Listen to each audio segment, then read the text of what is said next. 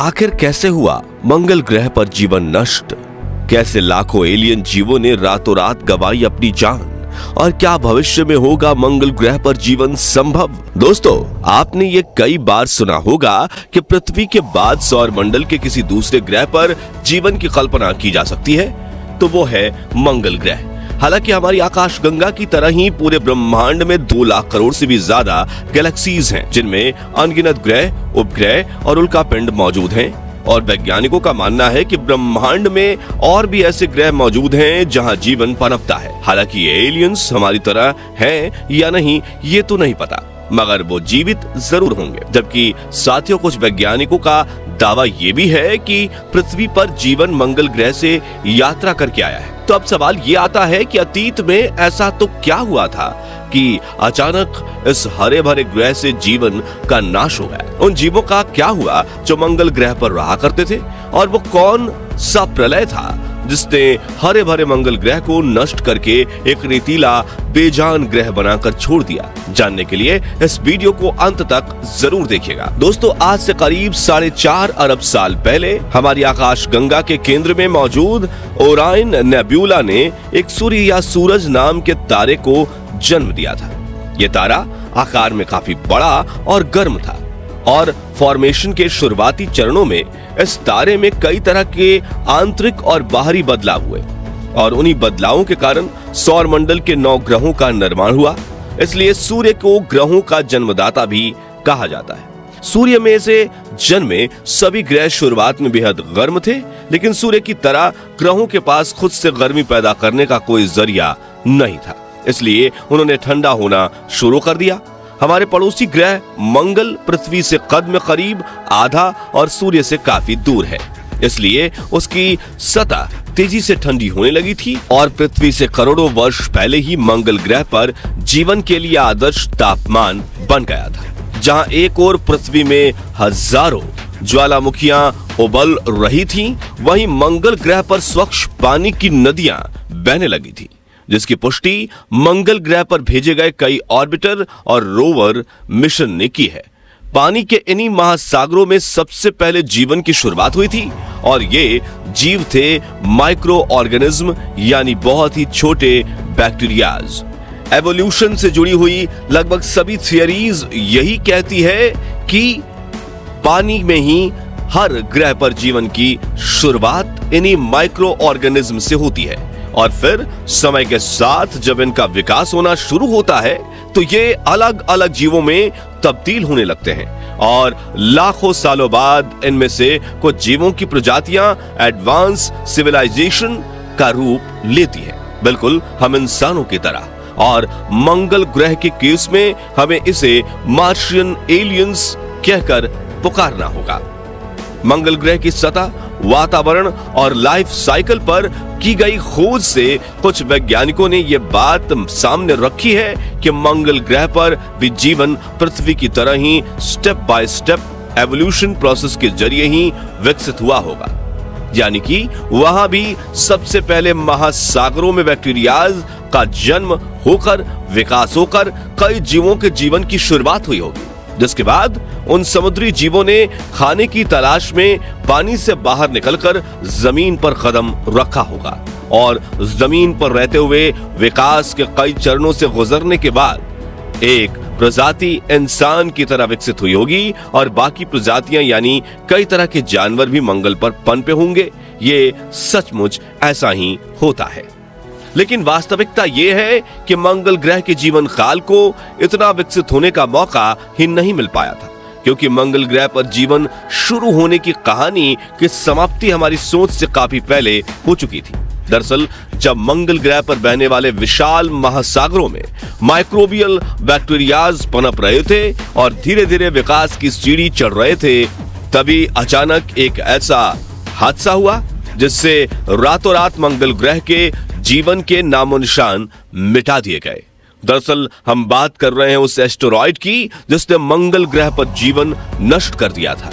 तो आज से लाखों करोड़ों साल पहले सौर मंडल में सफर कर रहा एक एस्टेरॉयड तेजी से मंगल ग्रह की ओर बढ़ रहा था और देखते ही देखते वो मंगल ग्रह के वातावरण में दाखिल होते हुए इसकी सतह से टकरा गया। यह एस्टेरॉयड इतना बड़ा था कि जब वो मंगल ग्रह की सतह से टकराया तो उसमें से हजारों परमाणु बम जितनी ऊर्जा निकली, जिसने मंगल की सतह को इतनी गहरी चोट पहुंचाई कि मंगल का पूरा ऊपरी हिस्सा अपनी सतह छोड़कर गोली की रफ्तार से मंगल के वातावरण में ऊपर उछला, जिसमें गर्म होकर उबलते हुए खनिज, बड़ी बड़ी चट्टानें और सूक्ष्म धूल कण शामिल थे। इस घटना से मंगल ग्रह के वातावरण में धूल मिट्टी का ऐसा गुब्बार उठा जिसने पूरे मंगल ग्रह को अपनी रेतीली चादर में ढक लिया, जिससे मंगल ग्रह पर सूरज की रोशनी पहुंचना बंद हो गई और हजारों सालों के विकास क्रम के बाद मंगल ग्रह पर सूक्ष्म जीव, पानी और ऑक्सीजन के रूप में जो जीवन की सहायता करने वाले घटक मौजूद थे वो मरने लगे और ज्वालामुखियों से निकलने वाली लावा के गर्मी की वजह से मंगल ग्रह का पानी भाप बनकर ऊपर की ओर उठने लगा, जिससे सतह सूखने लगी और देखते ही देखते मंगल ग्रह पर जीवन अपने शुरुआती चरणों में ही नष्ट हो गया। जिसके बाद हजारों सालों में हुए बदलावों के बाद आज मंगल ग्रह का लगभग पूरा पानी सूख गया है और यह ग्रह पूरी तरह से वीरान पड़ा है।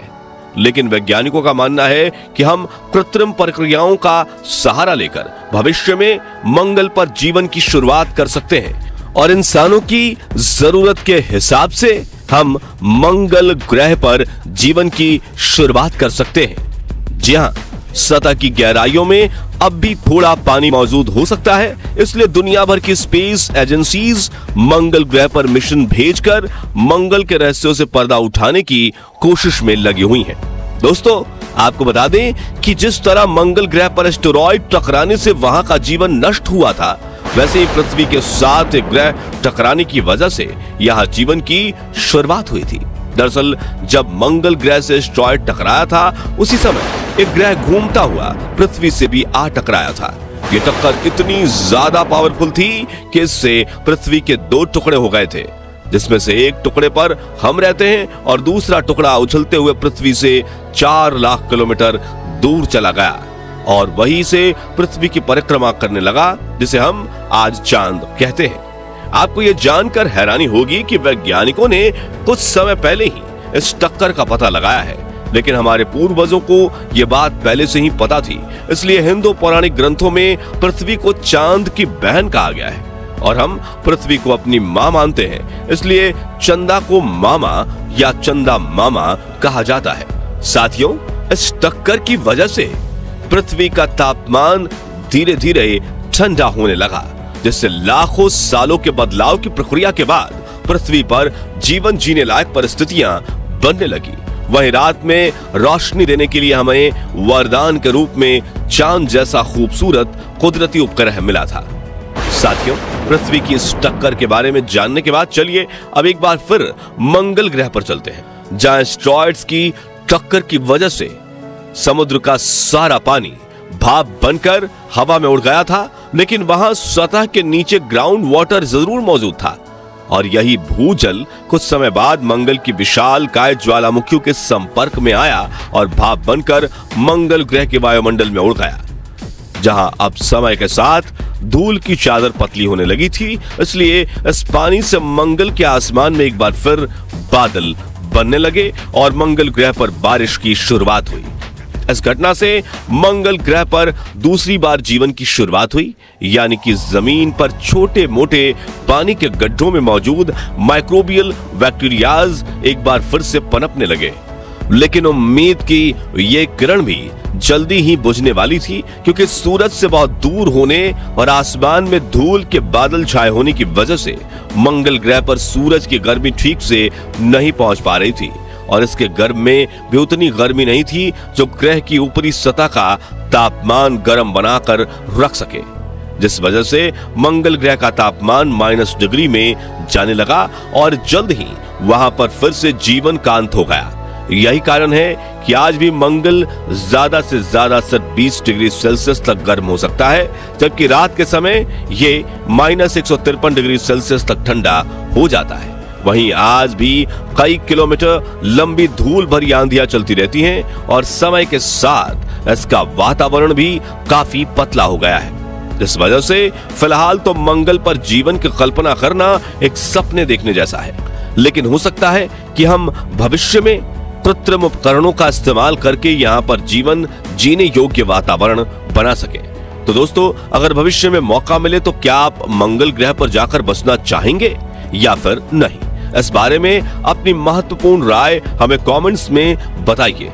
और ये मार्स लाइव डॉक्यूमेंट्री पसंद आई हो तो जल्दी से वीडियो को लाइक करने के साथ ही इसे अपने सभी दोस्तों के साथ शेयर जरूर कीजिए। और ऐसे इंटरेस्टिंग स्पेस एक्सप्लोरेशन वीडियोस को देखते रहने के लिए हमारे चैनल को सब्सक्राइब करके पास वाली घंटी जरूर बजा दीजिए। और अगर आप ये वीडियो फेसबुक पर देख रहे हैं तो हमारे पेज को फॉलो जरूर कीजिए। धन्यवाद।